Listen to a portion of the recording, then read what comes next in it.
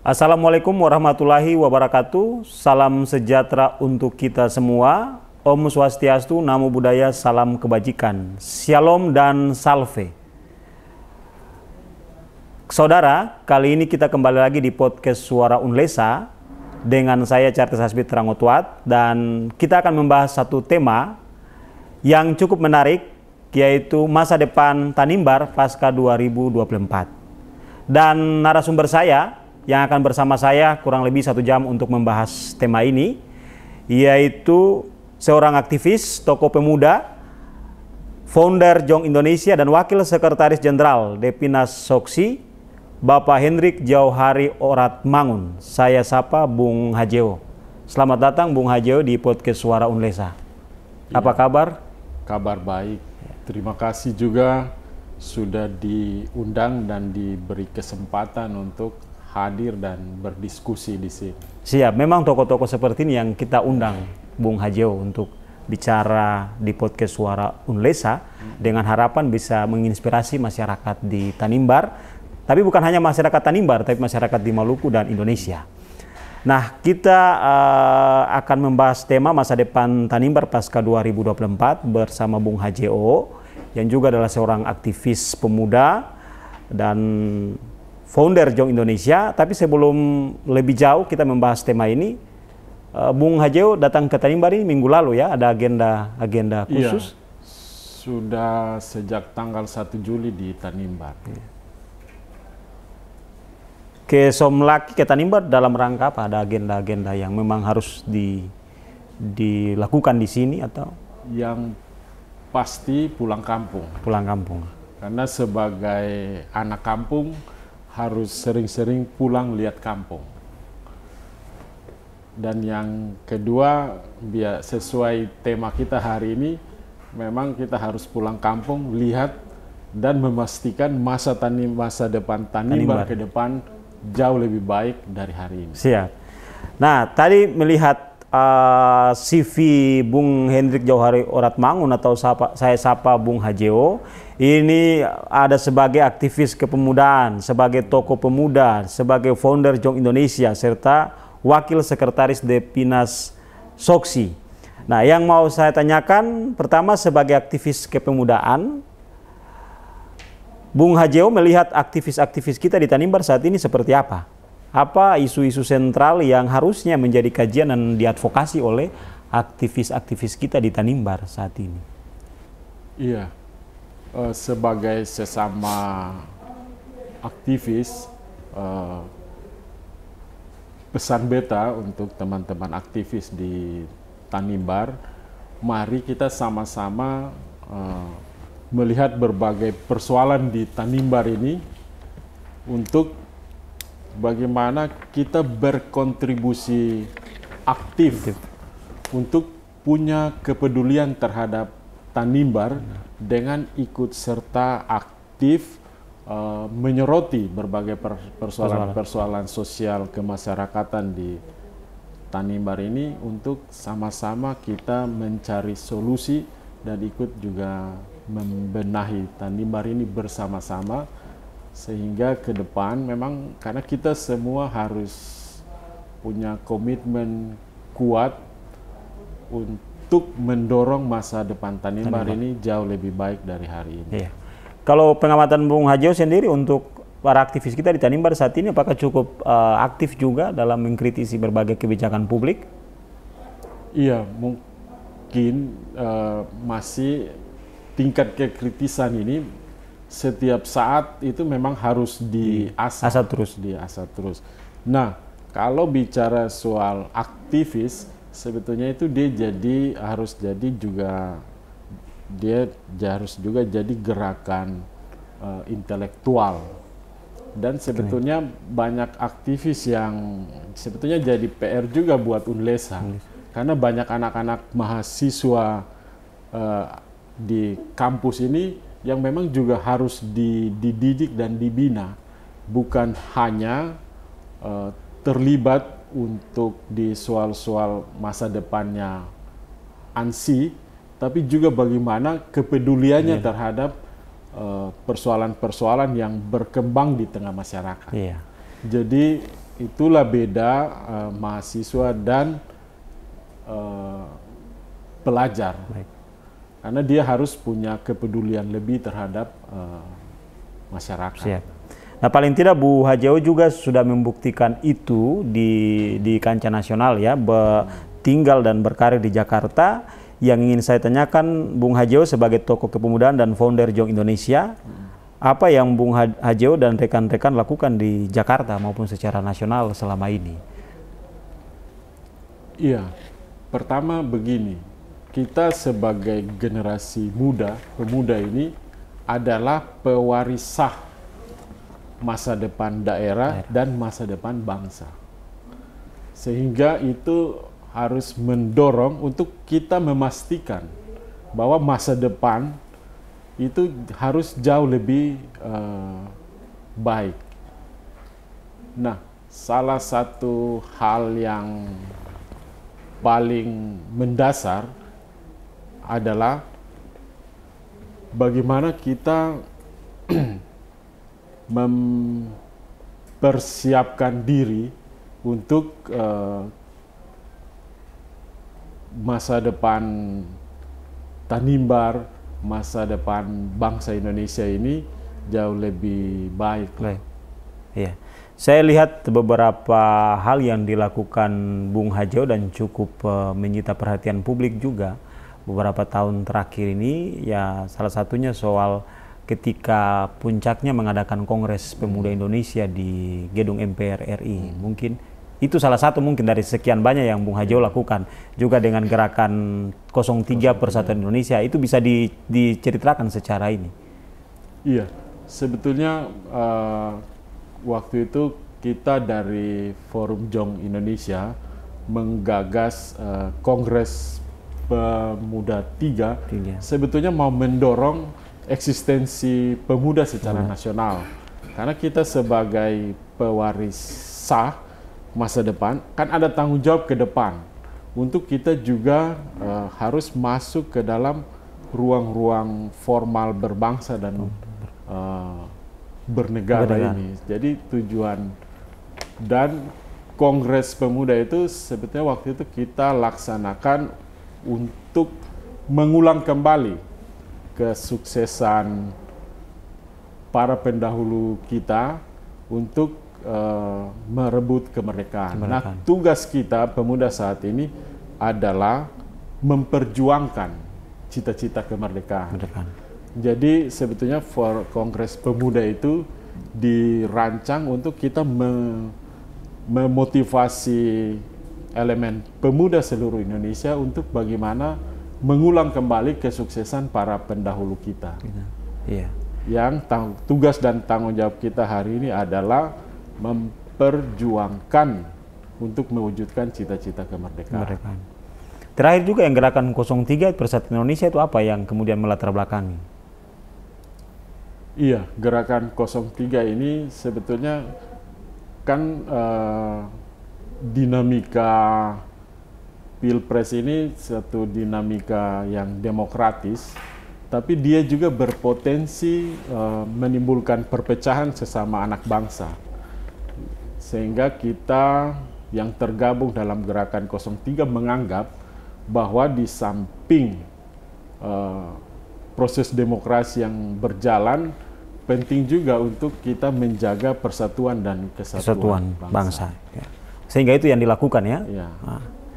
Baik, saya ke soal Soksi, karena Bung Hajeo juga aktif di Soksi ya, sebagai Wakil Sekretaris Jenderal Depinas. Ya. Apa itu Soksi dan ruang lingkupnya bagaimana? Iya, Soksi ini adalah salah satu organisasi pendiri Partai Golkar. Jadi di Golkar itu ada 3 organisasi pendiri. Satu Soksi, yang kedua Kosgoro, dan yang ketiga MKGR. Nah, masing-masing memiliki tugas dan tanggung jawab yang berbeda-beda. Misalnya MKGR, dia lebih fokus ke bidang keagamaan. Nah, Kosgoro sendiri di bidang ekonomi. Dan Soksi konsentrasinya ke bidang politik. Ya. Bung Hajio aktif di situ ya, di Soksi ya? Iya. Sebagai wakil sekretaris. Salah satu wakil sekjen. Iya, wakil sekjen. Nah, kita ke Tanimbar, ke tema kita masa depan Tanimbar pasca 2024 ya.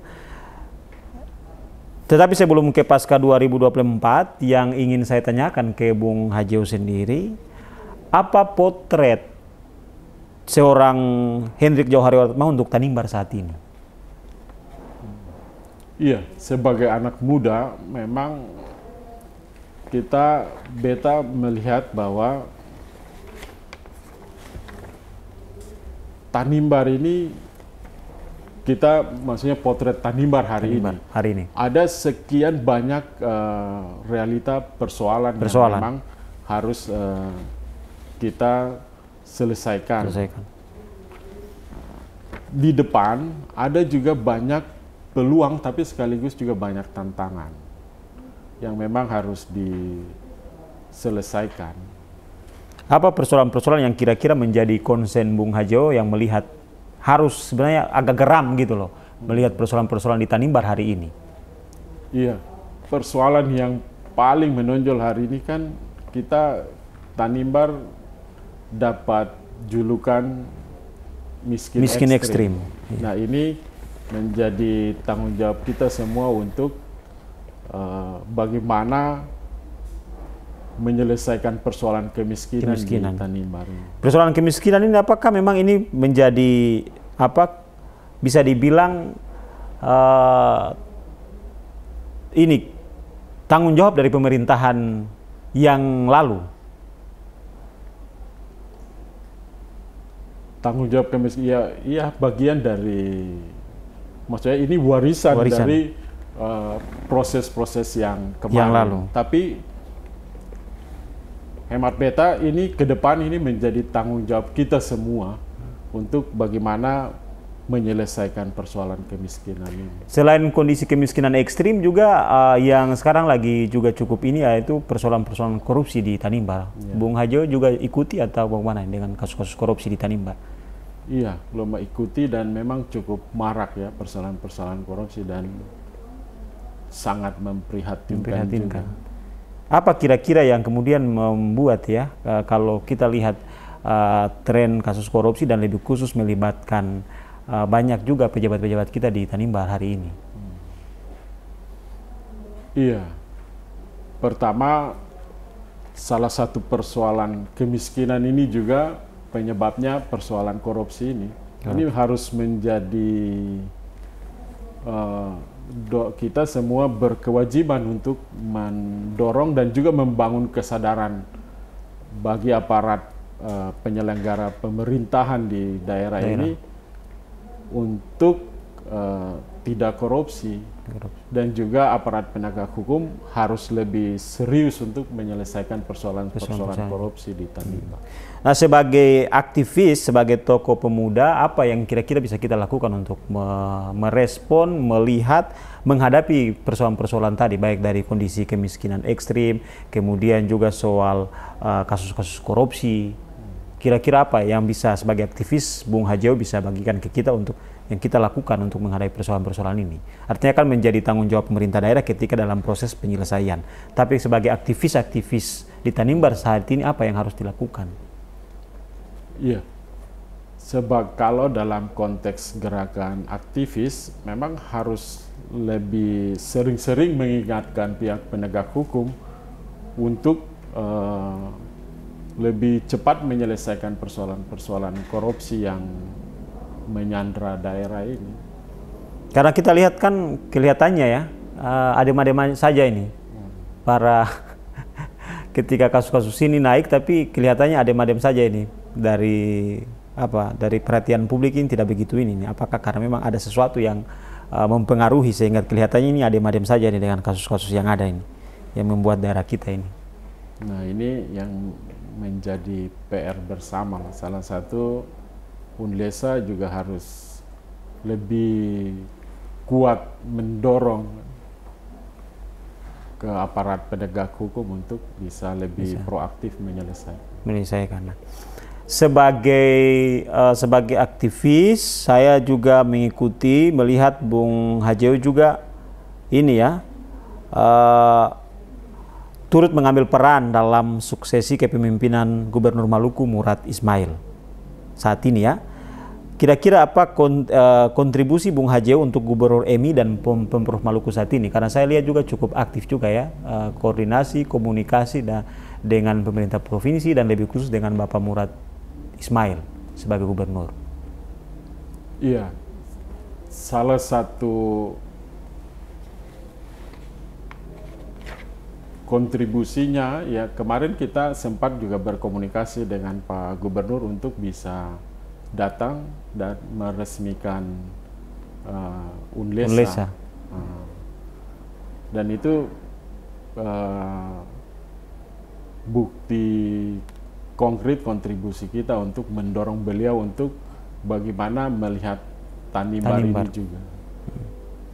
Kalau Bung Hajeo untuk di Jakarta bagaimana? Saya lihat juga kan cukup membantu pemerintah juga, pemerintah provinsi juga di sana. Di Jakarta juga ada peran-peran yang diberikan juga.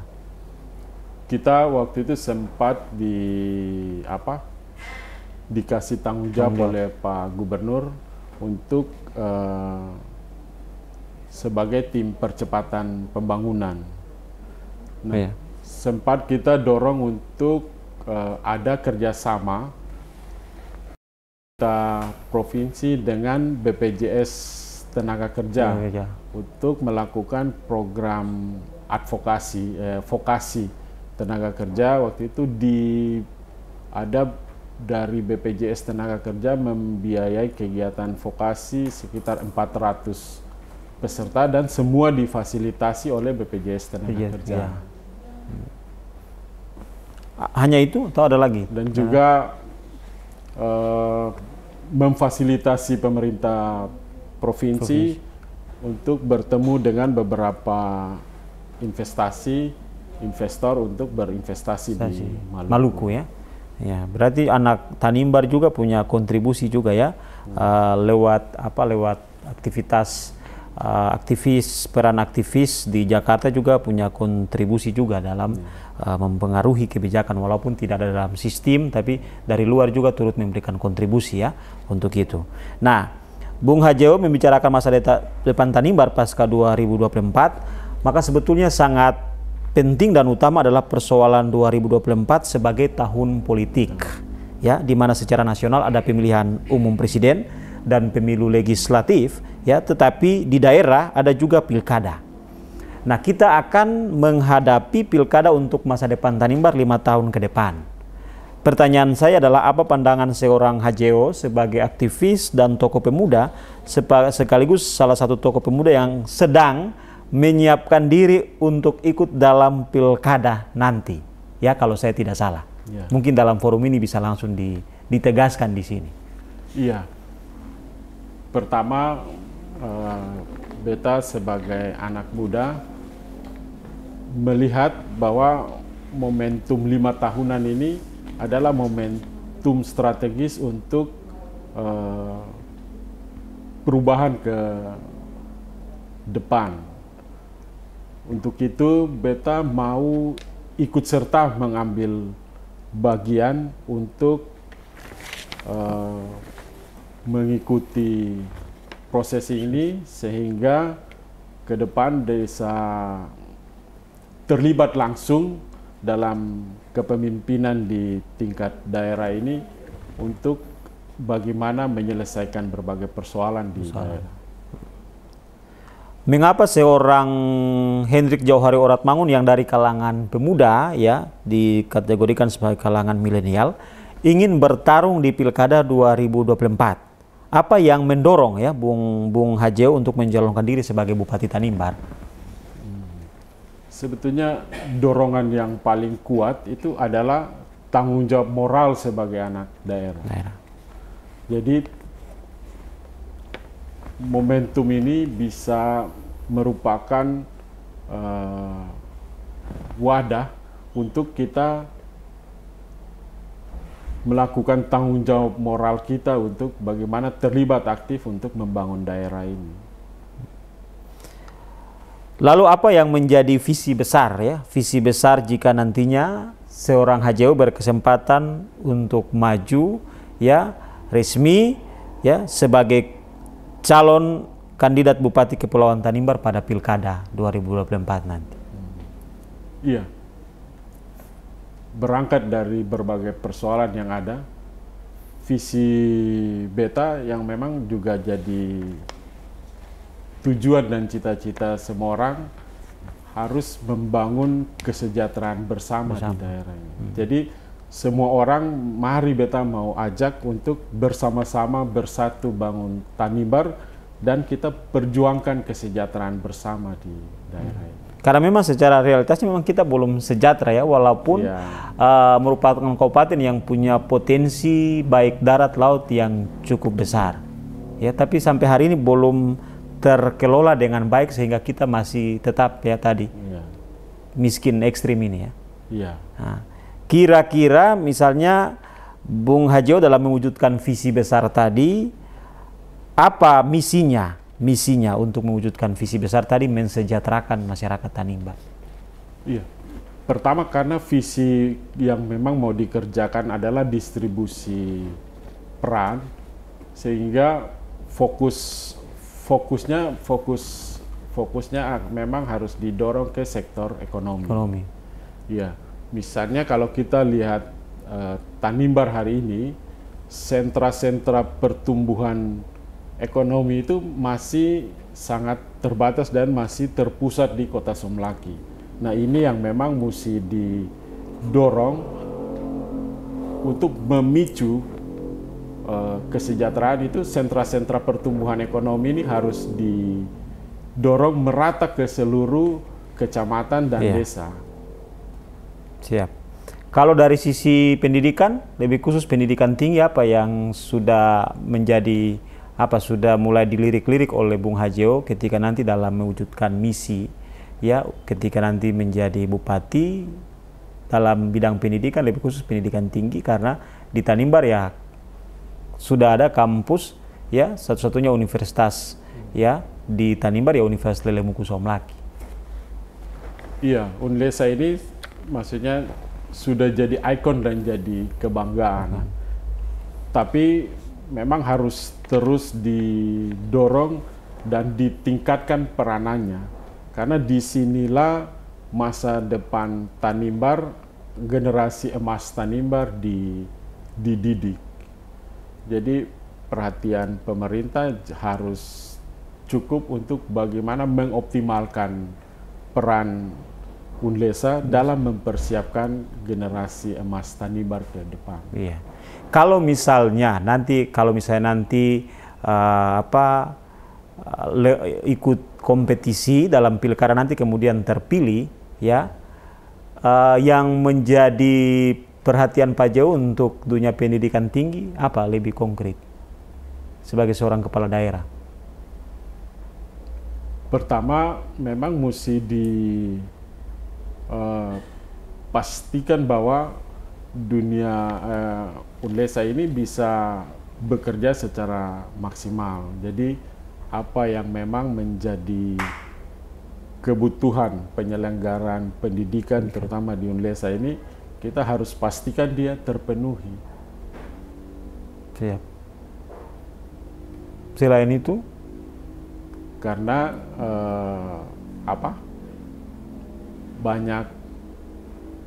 banyak sekali yang bisa dikembangkan. Nah, Unlesa ini juga bisa kita jadikan sebagai mitra strategis pemerintah daerah untuk berkontribusi aktif membantu pemerintah daerah.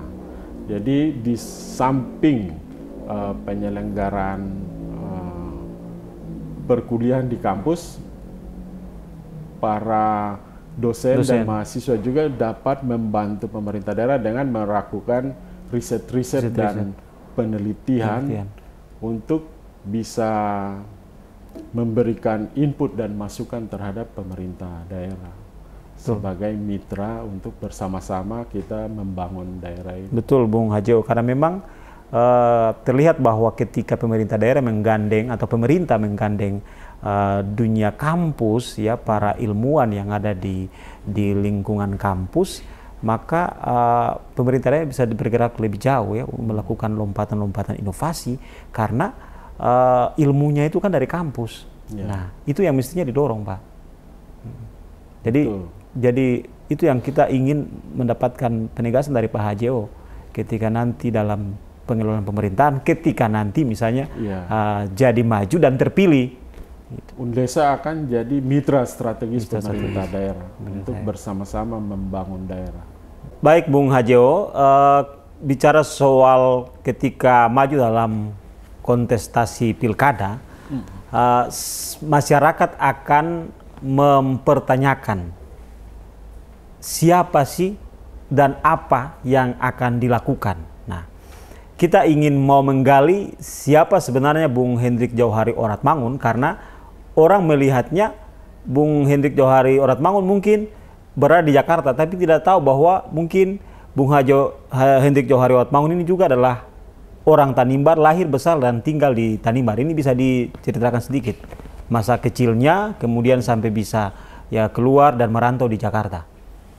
Iya, beta anak Tanimbar, lahir di sini, besar di sini dan mengikuti pendidikan mulai dari TK, SD, SMP, dan SMA di Somlaki. Setelah itu baru mulai merantau ke Jakarta. Mengadu nasib di Jakarta, mencari bekal sebanyak mungkin untuk bisa kembali ke Tanimbar dan bermanfaat buat Tanimbar. Sebagai aktivis juga sukses di Jakarta ya, sebagai aktivis ya. Memang ini tinggal di kota besar ini tidak gampang ini ya, bertarung ini ya di kota besar. Iya, jadi itu tantangannya. Misalnya beta anak dari kampung harus ke dari Jakarta Olilit ini. Di tengah hiruk pikuk, di tengah sekian banyak orang-orang hebat di sana yang punya latar belakangnya luar biasa semua. Kata orang harus tetap mampu membangun aktivitas di sana untuk bisa eksis di sana untuk bertahan. Dan yang itu dia ada, karena kita punya tanggung jawab untuk bangun daerah, sebanyak mungkin belajar dan membekali diri untuk bisa berkontribusi buat Tanimbar khususnya dan Maluku pada umumnya.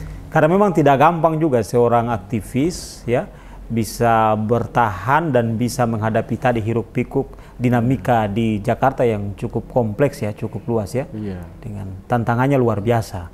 Tantangannya luar Tapi biasa. anak Olilit ini bisa ya lewat aktivisnya ini, seorang tokoh pemuda ini, tapi bisa di Jakarta dan bisa ini ya membangun jejaring networking kemana-mana. Iya, karena itu maksudnya sebetulnya motivasinya karena ada dorongan kuat dalam diri. Karena ada tanggung jawab besar yang kata orang pikul, maksudnya ada kesadaran, ada tanggung jawab besar yang dipikul. Bahwa selain membangun eksistensi diri, kata orang juga harus menjadi ujung tombak untuk memperjuangkan kepentingan Tanimbar dan Maluku. Yeah. Karena di Jakarta itu sebetulnya medan pertempuran. Medan pertempuran untuk baik eksistensi diri maupun eksistensi untuk memperjuangkan kepentingan daerah asalnya. Karena masih terlalu banyak hal yang diatur di Jakarta. Nah, dalam konteks itu kata orang memang mesti berjuang untuk bagaimana bisa eksis dan juga sebisa mungkin harus dapat memberikan dampak langsung kepada daerah, khususnya Tanimbar maupun Maluku. Siap. Jadi sebetulnya itu yang menjadi motivasi dan dorongan kuat untuk bagaimana kita harus bangun eksistensi di Jakarta. Di Jakarta. Nah, sebagai anak Olilit ya yang lahir besar di Olilit sini baru kemudian merantau tinggal di Jakarta menghadapi segala dinamika tantangan dan kemudian sukses berkarir di Jakarta ya. Apa yang dimiliki oleh seorang Hendrik Johari Oratmangun sehingga pantas ya diperhitungkan dan pantas untuk maju dan dipilih dalam kontestasi pilkada nanti, pilkada Tanimbar? Iya, ukuran bagi beta, ukuran pantas dan tidak pantasnya, biar nanti masyarakat yang menilai. Karena memang itu hak masyarakat untuk menilai. Kita tidak bisa memaksakan masyarakat untuk menerima penilaian subjektif dari kita. Jadi sekali lagi kembali untuk masyarakat saja yang menilai pantas dan tidaknya. Tapi tugas kita membangun eksistensi diri dan juga sedapat mungkin berkontribusi buat daerah. Nanti biarlah masyarakat yang menilai pantas dan tidak pantasnya. Iya, siapa? Nah, Bung Hajo, kalau kita lihat ya, Tanimbar ini memiliki potensi yang besar tadi saya katakan, baik di darat maupun di laut. Namun kabupaten kita ini belum begitu mendapatkan perhatian serius dari pemerintah pusat, ya. Apakah ini karena memang kemampuan negosiasi kita yang lemah, ya, networking kita juga yang maupun komunikasi politik kita ke atas juga yang lemah, kurang, atau seperti apa? Apakah ada catatan dari Bung Hajo sendiri? Karena memang selama ini kan tinggal di Jakarta, ya, sehingga sebagai inilah penghubung lah. Iya. Pertama begini, memang Jakarta ini punya peranan yang cukup signifikan untuk bagaimana menentukan nasib bangsa dan negara ini ke depan, termasuk di dalamnya masa depan Maluku dan Tanimbar. Nah, tapi di sana juga kan menjadi medan pertempuran untuk bagaimana setiap daerah berpacu, ikut berselancar dan berpacu dengan dinamika di Jakarta untuk bagaimana ada keberpihakan Jakarta dalam menopang laju dan kemajuan daerah. Sehingga memang setiap anak-anak daerah yang ada di Jakarta itu tadi punya tanggung jawab untuk harus mampu membuat lompatan-lompatan untuk ikut serta dapat mempengaruhi ke pengambil-pengambil kebijakan di tingkat nasional untuk ikut memikirkan dan keberpihakannya bisa ke daerah-daerah. Nah, beta sebagai anak Tanimbar, sebagai anak Maluku, punya tanggung jawab besar untuk ikut berjuang untuk membuat para pengambil kebijakan di Jakarta harus bisa melihat Tanimbar dan Maluku. Jadi tidak hanya melihat, tapi harus juga punya keberpihakan untuk mendistribusikan kebijakan-kebijakan pembangunan untuk melihat Maluku. Dan Tanimbar. Nah, kebijakan-kebijakan yang pro terhadap rakyat, ya. Kebijakan-kebijakan pembangunan yang mestinya menjadi perhatian pemerintah daerah, pemerintah pusat, dan disitulah butuh sinergitas. Nah, jadi kira-kira ketika Bung Hajo nanti, ketika misalnya berkesempatan ada dalam pemerintahan, kira-kira konsep atau model sinergitas apa yang ingin dibangun untuk tadi itu mengeksekusi segala kebijakan-kebijakan publik tadi, ya. Atau paling tidak menghubungkan kebijakan nasional maupun kebijakan di daerah yang tujuannya untuk mensejahterakan masyarakat ini bisa terlaksana di situ. Iya, ini dulu ada memang mengurus ini salah satu hal itu perjuangan untuk regulasinya dulu berpihak ke daerah. Misalnya salah satu penyebab ketertinggalan kita di Maluku karena keberpihakan anggaran.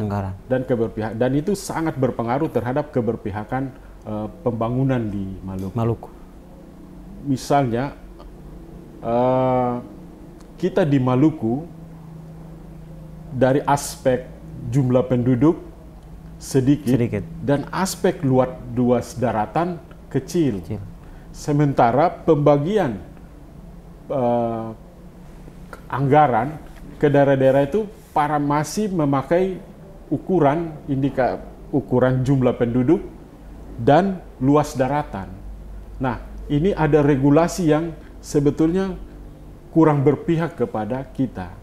Karena jumlah penduduk sedikit dan luas wilayah laut jauh lebih besar daripada wilayah daratan. Tapi pembagian anggarannya itu masih dihitung luas daratan dan jumlah penduduk. Nah, ini menarik ini. Jadi menghadapi realitas ya, dinamika dan tantangan seperti itu tadi, kira-kira leadership yang seperti apa untuk kemudian bisa mengurai itu tadi? Iya. Pertama, memang butuh kepemimpinan yang mampu mendeteksi persoalan dulu. Ya. Itu pertama ya, mendeteksi persoalan. Iya. Nah. Bahwa salah satu hal yang memang mesti diperjuangkan ya dari aspek regulasi yang memang belum berpihak. Jadi kemampuan mendeteksi masalah, dan yang kedua kemampuan untuk memperjuangkan kepentingan daerah. Ya. Nah, kemampuan untuk memperjuangkan kepentingan daerah ini yang disitulah butuh networking, jejaring yang kuat. Kira-kira Pak Hajo bagaimana? Iya, itu modal, makanya modal beta mulai ada di Jakarta sejak tahun 99. 99 ya, sampai saat ini. Dari tahun 99 dan ketika masuk Jakarta itu awal-awal reformasi, di mana ada satu perubahan drastis dalam kehidupan bernegara ini. Karena ada pergantian era dari era Orde Baru ke era reformasi. Dan saat itu posisi mahasiswa sangat-sangat strategis. Karena mahasiswa lah yang menjadi ujung tombak untuk mendorong perubahan.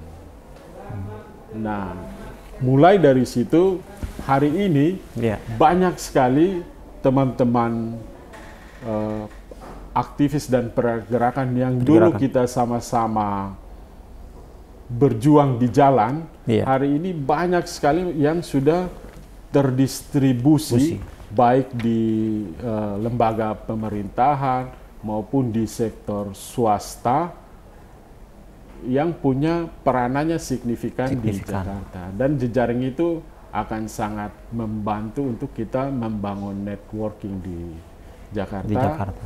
Untuk mendorong keberpihakan terhadap Tanimbar maupun Maluku. Maka itulah salah satu juga yang menjadi alasan kuat Bung Hajo juga harus maju di Pilkada 2024. Iya, karena kita harus, maksudnya harus juga memastikan bahwa kita mampu berjuang untuk mampu membuat Jakarta melihat dan berpihak terhadap Maluku dan Tanimbar. Siap. Karena masih banyak sekali hal-hal yang kita butuh perhatian Jakarta dari hierarki pemerintahannya maupun sektor-sektor swasta untuk juga bisa masuk ke Tanimbar untuk melakukan investasi di sini. Ya. Nah, Bung Hajo, saya lebih spesifik ke bicara soal bagaimana penataan dan pengelolaan pemerintahan, yang mana tugas utama pemerintah adalah melayani rakyat. Ya, kita bicara soal pelayanan publik ini, mengurus dan mensejahterakan masyarakat Tanimbar ini. Nah, kira-kira Bung Hajo punya konsep tidak untuk bagaimana pelayanan publik, penataan pemerintahan nanti? Birokrasi. Pertama, birokrasi ini harus dibangun kultur melayani dan harus juga harus dibangun budaya menyelesaikan masalah. Karena birokrasi ini di salah satu instrumen negara untuk melayani masyarakat. Jadi pertama harus dibangun budaya melayani, dan yang kedua juga memang harus terbangun budaya menyelesaikan masalah di tengah masyarakat. Sehingga jangan sampai justru malah kinerja birokrasi yang menciptakan berbagai persoalan di tengah masyarakat. Nah, ketika nanti maju dan terpilih, katakanlah begitu, maka butuh juga sinergitas pemerintah daerah dengan parlemen dalam menjalankan pemerintahan di daerah. Maka para legislator kita pun, Pak Bung Hajeo, ya, berperan penting di sini, ya, legislator kita, parlemen kita. Nah, apa catatan Bung Hajeo untuk legislator kita di parlemen nanti, pasca 2024? Terkait dengan legislator, pertama mesti dipahami dulu soal kedudukan DPRD. Jadi kedudukan DPRD ini sendiri adalah penyelenggara pemerintahan daerah bersama-sama dengan eksekutif. Sehingga eksekutif dan legislatif ini merupakan satu kesatuan unsur penyelenggaraan pemerintahan daerah untuk bagaimana memastikan ini diurus dengan baik. Sehingga DPRD memang harus orang-orang yang duduk di DPRD harus orang-orang yang terbaik dan bisa bergandeng tangan dan bersama-sama dengan pemerintah daerah mengurus dan mengatur daerah ini dengan baik. Nah, orang-orang yang terbaik ini seperti apa? Karena kalau kita lihat saat ini, ya, Bung Hajeo, ya, untuk kontestan pileg kita, ya, para caleg kita ini cukup banyak yang dihiasi oleh kaum milenial, anak-anak muda. Nah, bagaimana tanggapan Bung sendiri? Ya, mungkin kita tidak ini. Pertama, kalau dihiasi oleh antara anak muda, artinya positifnya. Anak-anak muda yang tadinya apatis terhadap dunia politik mulai antusias. Jadi, cuman pesannya semoga ini dia dilihat sebagai lahan pengabdian. Karena ada tanggung jawab besar ketika terpilih. Tanggung jawab besarnya mengurus dan mengatur daerah ini, sehingga memastikan bahwa daerah ini diurus lebih baik. Sehingga pesan beta, maksudnya buat generasi muda yang hari ini beramai-ramai karena banyak mulai terjun ke dunia politik. Pertama, harus punya komitmen kuat untuk memperjuangkan aspirasi masyarakat, dan yang kedua, karena di DPRD ini juga lembaga formal, harus juga punya kapasitas untuk melaksanakan tugasnya sebagai anggota DPRD, dan juga punya kapasitas untuk memberikan, maksudnya tampil di hadapan publik. Karena ada tanggung jawab besar di situ. Baik, Bung Hajeo, terakhir pertanyaan saya, kita menggarisbawahi tema tadi, ya, bahwa masa depan Tanimbar pasca 2024, maka pertanyaan saya terakhir kepada Bung Hajeo adalah apa pesan Bung Hajeo untuk masyarakat Tanimbar yang menyaksikan podcast ini, ya, dan secara khusus dalam menghadapi Pilpres, Pileg, dan Pilkada di Tanimbar nanti? Iya. Momentum pemilu ini sebetulnya momentum strategis untuk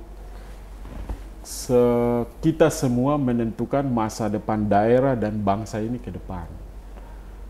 Sehingga satu tanggung jawab penting, kita harus memastikan untuk menentukan dan memilih orang-orang yang tepat untuk memimpin daerah ini dan bangsa ini 5 tahun ke depan lebih baik. Ada lagi, Bung Hajo, yang ingin disampaikan? Lebih khusus untuk Tanimbar, beta mau ajak kata orang semua, mari bersatu bangun Tanimbar, karena Tanimbar itu katong. Baik, luar biasa. Saudara, demikianlah podcast Suara Unlesa.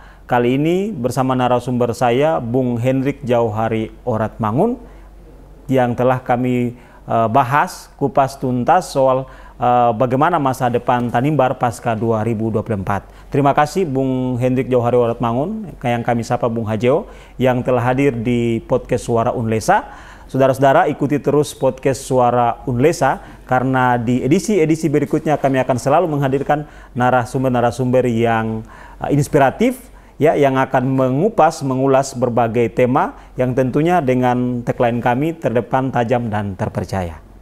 Salam.